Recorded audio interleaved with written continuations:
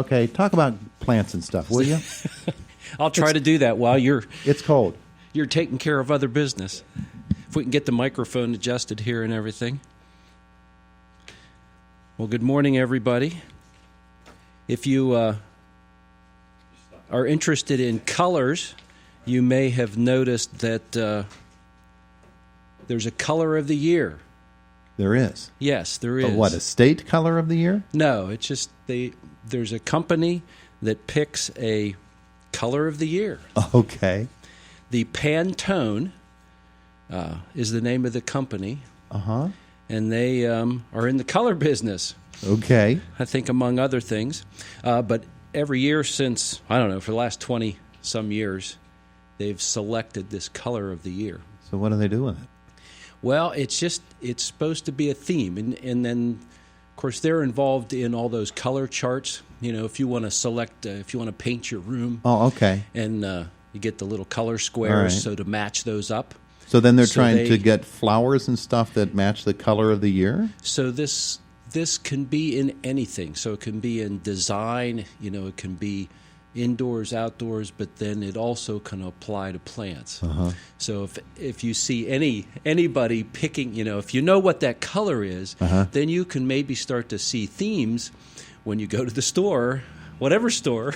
This is the weirdest start to this segment we have ever had. Really?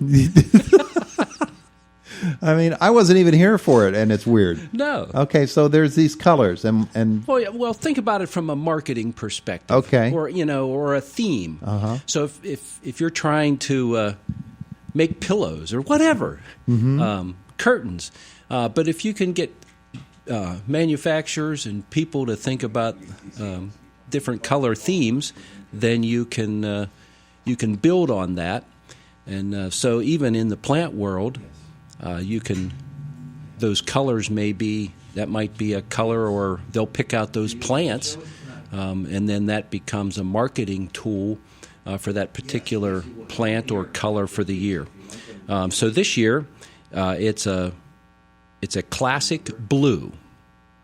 So when you're out and about, start to look around for the color classic blue, and see where you might find that. But of course, there are plants that have that.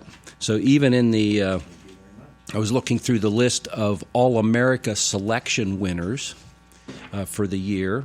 And, of course, one of those All-America selections, they have annuals, perennials, and even vegetables that they're trial across the country at specific sites. Yeah. And then if those plants do well across the country, then those can be judged as All-America selections. So one of the, building on the color theme, one of the plants that's an All-America selection, there's a delphinium. See how... Oh, there's a picture of it. Held it up to the microphone for everyone to see. Yeah, so everybody can see that. It's blue, boys and girls. Yeah, Facebook, right? Anyhow, you can search that, though. If you search All-America selections, and then the whole list of plants that for this year, and they have them for every year. You can go back through those if you want to. But one of those is blue. If you search All-America selections, you're going to get some football team or basketball team. You're not going to get blue flowers. No, but you'll go to the All-America selection site, and then you can drill down from there. It's not as, I don't know, I don't find it as simple as it used to be you'd get a news release and it would have all the winners all nicely packed and written up in it. Now you go to a web page and you got to dig through them all to find them and look at the descriptions. But giving me a headache. So you need to go out and get the color of the year shirt, and then I'm guessing I don't. I do have a question for you this morning. Yes. Milt Lady was in here the other day from White Township. Okay. And he was talking about invasive plants because they have this operation they have going on right now. They got 20 acres of invasive plants that they're clearing out next to the cloverleaf over here at the edge of the complex, of the White Township Recreation Complex. Okay. And so what I wanted to know, because I don't know what the invasive plants are, but when you have something that is that big of an area that you're trying to clear out of invasive plants, I know it depends on exactly what kind they are, but how big of an operation is that? Are you excavating dirt? Or are you spraying weed kill? What is going on and stuff like that?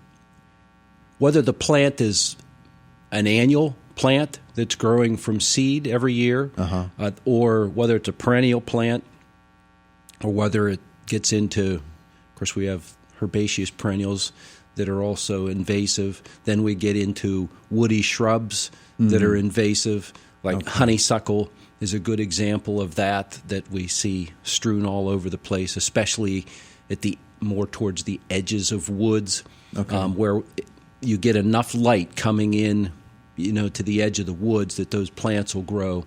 But honeysuckle is a good example there. There's a Japanese stilt grass, which is becoming more prevalent, which might only get and I actually, somebody brought a sample of that in last summer that they had. How does it that was new get to here? them. Well, it grows from seed every year, but it'll only get about a foot high, but it will take over. So if you clear off an area, if those seed are there, then they can germinate and grow and take over, and you might end up with a worse problem than you had before. Oh, yeah. And then, of course, we get into the ailanthus, the tree of heaven. The tree of heaven. I was thinking of that So one. we get into trees then that are invasive species. Yeah. So you just have to identify which plants that you have that you're dealing with, and then strategize for how you're going to get rid of it. Because with the tree of heaven, of course, you can cut those down, but then you're going to have to get into some excavation. That'll cause them to proliferate more. Right, they can resprout from those stumps. So you either have to treat those stumps, but if you're trying to clear the area, you may be bringing in dozers and equipment that you can just root that all out. Okay.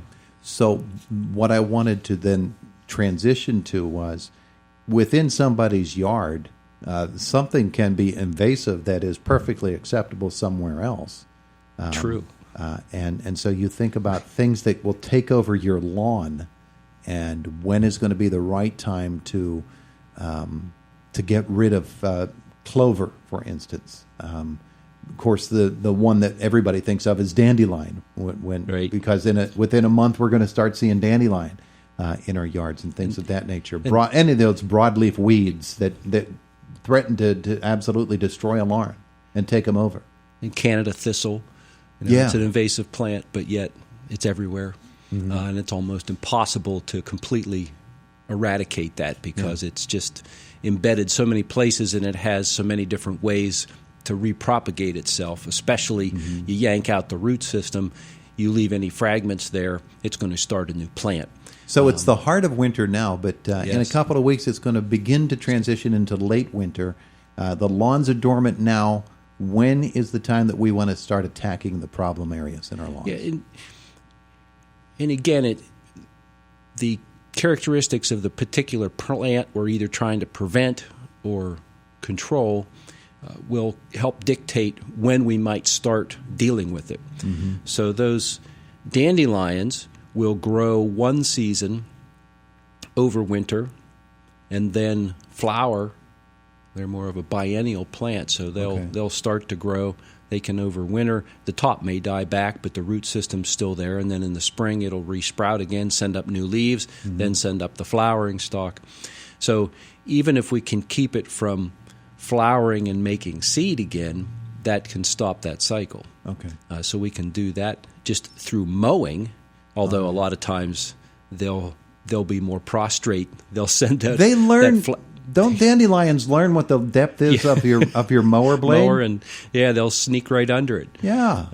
And there's other, and of course, crabgrass is another example that grows very prostrate. It can grow a little bit more upright, but if you mow shorter, it'll grow more prostrate, and so it'll still And it'll come on later in the prolifically growing produce season seed. too, won't it? Yes, because it's more of a warm season plant, whereas the dandelions and then creeping Charlie, which is more of a vining plant, but it flowers and goes to seed also, and any fragments of its root system will spread as well.